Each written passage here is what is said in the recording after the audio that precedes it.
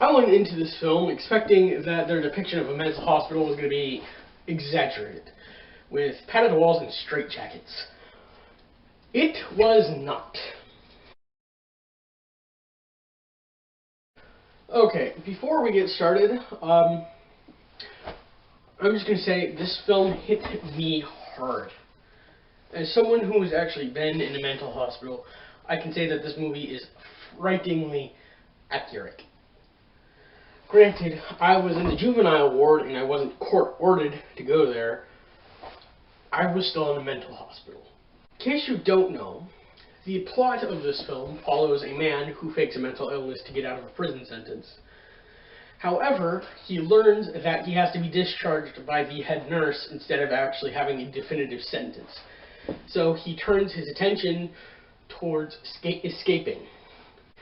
I know I didn't put that much detail into the plot, but the movie doesn't really have that much of a plot. Most of the movie is just about life in the mental hospital. And that's what it's like in a mental hospital. The main antagonist in this film is the head nurse. Sadly, her character is very, very realistic. In any place that people have a position of power, that person will abuse their power. Even in a mental hospital. At the hospital I was at, the staff were mostly uncaring. They viewed us as less than human. And when patients talked outside of group, we were scolded. One time, we were promised a sort of free time, where patients were allowed to talk amongst ourselves. This period was cancelled due to the actions of one patient. Actually, I feel we need to specify this a little. The patient wasn't violent. They were just misbehaving. They were just acting like an ass. At the hospital that this film takes place, the feeling of mismanagement is highly apparent. You might not notice it unless you have been in a mental hospital, but I fucking noticed it. In my mental hospital, they didn't tell me jack shit. They didn't tell me my treatment plan. They didn't tell me my clinician. They didn't tell me what a fucking clinician was. They didn't tell me who my nurse was. They didn't even really explain what medications I was taking. They did not tell me what I was supposed to do. So, well, what they looked for when discharging a patient. They didn't tell me anything. And I was supposed to be told this. And staff members were surprised when they found out that I wasn't told this. Also, the hospital that I was at, they were severely understaffed. Every day for an hour and a half, we were locked in our rooms so that the roster could change. In the film, patients constantly freak out, and the staff members do jack shit about it. This too is also accurate. One time at the hospital, two patients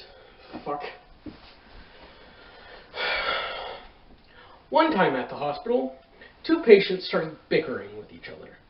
Started off somewhat tame, but then turned to yelling. The staff did nothing. Eventually, after several threats, they told one of the patients to move along. That is all that they did. That same night, one of the patients attacked the other. It was not surprising, seeing how they threatened them. While the film is quite accurate, it does get a few things wrong. For instance, what happens to a patient if they escape? They don't go right back to the mental hospital. They go to prison. Okay, now for my opinion. Personally, I think this movie is great. Hell, I think it's fucking fantastic. It not only realistically shows what a mental hospital is like, but it also humanizes patients there. Now, I will say this. My time at a mental hospital wasn't entirely bad. There were some people there who were actually trying to help, and successfully did so. Two people I'm going to point out. The first person that I'm going to talk about who helped me was a nurse who helped me by talking to me, who was trying to connect with me and make me feel more comfortable at the mental hospital. Yeah, pretty much they talked to me like I was a human. They also told me why they were in a mental hospital, working in a mental hospital, and that they just wanted to help people. The second person I'm going to be talking about was a psych tech, who helped me by just doing the same, treating me like a person. But this person also helped me by helping me when I was struggling, even though he was busy. One time, he told me a fable that stuck with me. One time, a donkey fell down a well. The master found the well with the donkey in it and decided to cut his losses and suffocate the donkey with sand. The owner started pouring sand down the well to kill the donkey. At first, the donkey was depressed and wallowing in self-pity, but then decided that he wasn't ready to just lay down and die. So every time the owner threw sand down at the donkey would shrug it off and stamp it down. After a while, the donkey had created a platform with the sand that allowed him to get out of the well.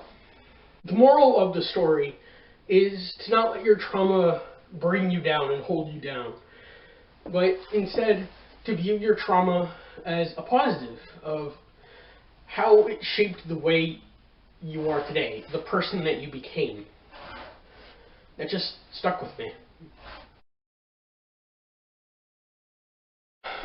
Okay, one last thing before I end the video. Mental hospitals are far, far from perfect. However, if you do feel like you need to go, it's not a bad idea. Yes, mental hospitals aren't the best place to be, but they're a damn lot better than being dead. If you feel like you need to go to a place to be safe from yourself, go to a mental hospital. Some other options are talking to therapists, and there is absolutely nothing wrong with going to therapy. There's also a text line and a hotline, which I will put at the end of the video and in the description. One final thing. If you are feeling alone and depressed, please listen to me. You are not. No matter how hard things may look right now, things can and will get better. It's not going to be easy at first, but trust me, it's worth it. Now everybody, please, stay safe.